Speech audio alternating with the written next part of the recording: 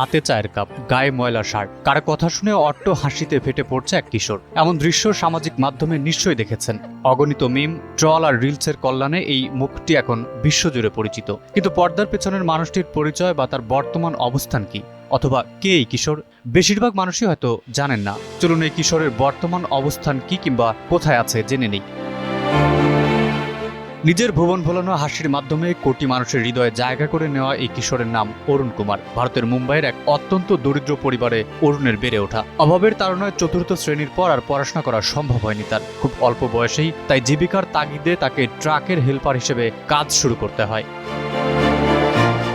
অরুণ কাজ করতেন নেহেরু নামের এক ট্রাক চালকের সঙ্গে, যাকে তিনি পরম শ্রদ্ধায় নেহেরু আন্না বলে ডাকতেন। নেহেরু তাকে ছোট ভাইয়ের মতো স্নেহ করতেন।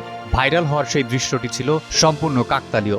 একদিন ট্রাক ধুয়ে কাজ শেষ করার পর নেহেরু আন্না অরুণকে এক কাপ চা দেন এবং একটি কৌতুক শোনান। সেই জোকস শুনে অরুণ এতটাই হেসেছিলেন যে তার হাত থেকে চা উপচে পড়ার উপক্রম হয়েছিল। সেই মুহূর্তটি নেহেরু নিজের ফোনে রেকর্ড করে সামাজিক যোগাযোগ মাধ্যমে শেয়ার করেন। মুহূর্তেই অরুণের সেই অকৃত্রিম হাসি বিশ্বজুড়ে ভাইরাল হয়ে যায়।